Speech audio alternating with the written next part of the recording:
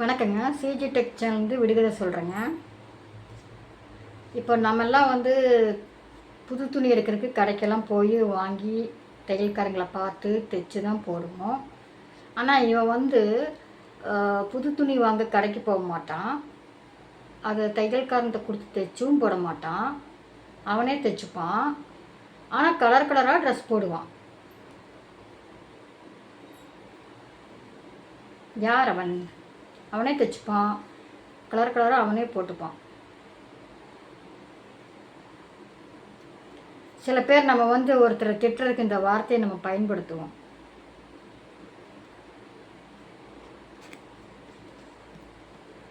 பச்சோந்தி. இன்னொரு விடுகதை சொல்கிறேங்க.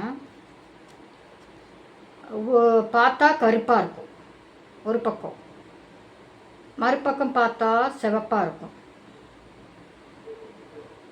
உள்ளே பார்த்தா வெள்ளைப்பருப்பாக இருக்கும். ஸோ கருப்பு, சிவப்பு, வெள்ளை.